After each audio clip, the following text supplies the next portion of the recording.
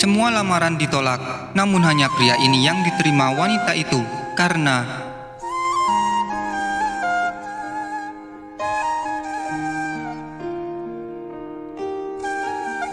saat ini aku hidup dalam masa-masa sulit. Ibu dan saudara-saudaraku dibantu para kerabat dekat kami mencarikan calon suami untukku, sehingga aku tidak menjadi perawan tua karena usiaku untuk masa-masa pernikahan sudah hampir terlewatkan.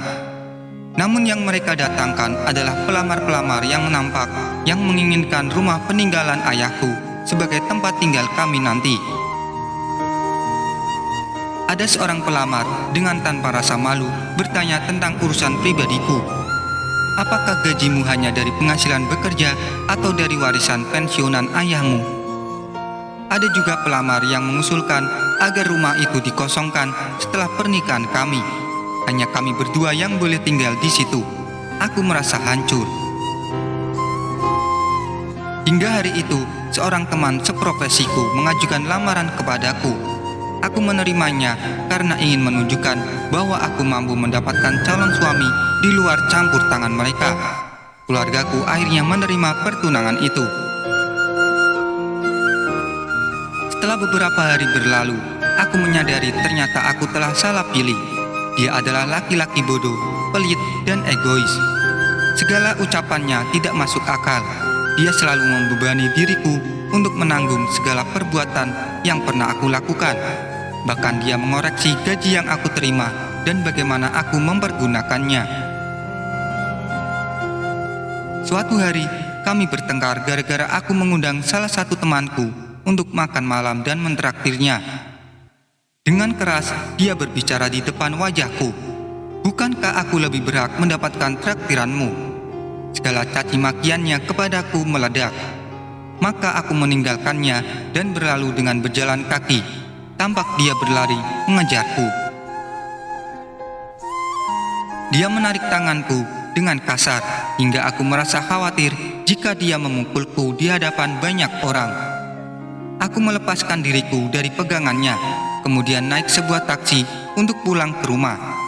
Saat itu, aku benar-benar berada dalam kondisi jiwa yang buruk sekali. Aku merasa malu, hina, dan sedih. Keesokan harinya, aku mendapatkan izin cuti dari kantor. Hari-hari berlalu, tunanganku tidak berbicara apapun kepadaku, hingga masa cutiku habis dan aku kembali bekerja.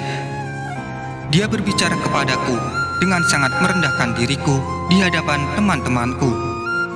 Lalu dia melepaskan cincin pertunangan di hadapan banyak orang. Aku sangat terkejut, namun dengan senang hati. Aku meletakkan semua barang lamarannya di depan meja kerjanya. Aku berkata di hadapan orang-orang, aku akan bersujud kepada Allah sebagai ungkapan syukurku. Cukuplah hanya Allah bagiku. Aku mengajukan permohonan untuk pindah ke bagian lain kantor, sehingga kami tidak berada dalam satu bagian job, serta untuk menenangkan gunjingan orang-orang di sekitar. Seiring berjalannya waktu, gosip tentang diriku mulai mereda di kantor. Aku telah berhasil mendapatkan penghormatan dari para pemimpin-pemimpin di kantor. Pada saat tunanganku masih mengadukan tentang diriku, suatu hari kakak perempuanku datang bersama salah seorang pelamar yang masih kerabat dekat dengan keluarga dekat suaminya. Dia berkata dia bersedia menikah denganmu meskipun engkau sudah pernah dilamar orang. Ingatlah, engkau gadis yang berparas tidak terlalu cantik dan juga tidak terlalu kaya. Tidak ada yang dapat dibanggakan pada dirimu. Apakah engkau akan masih tetap bertahan menjadi perawan tua dan tidak menikah? Dengan tenang, aku ucapkan terima kasih kepadanya. Aku sangat menghargai niat baikmu. Tapi aku menolak peminangan ini.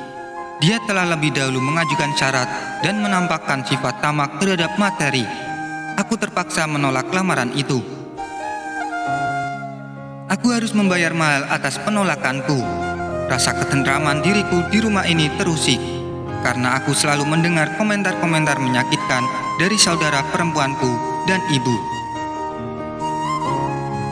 Hingga akhirnya Allah menganugerahkan kepadaku seorang karyawan yang merasa kagum melihat akhlak kepribadianku. Dia meminangku dan menawarkan pernikahan. Pesta pernikahan pun telah selesai dilaksanakan dengan sederhana. Sekarang aku merasa bahagia menikah bersamanya. Insya Allah aku akan menjadi istri terbaik baginya. Dan aku masih mempunyai sebuah impian. Semoga kami diberi anugerah anak-anak. Aku akan membahagiakan anak-anak itu dan tidak akan membuat mereka merasa ketakutan.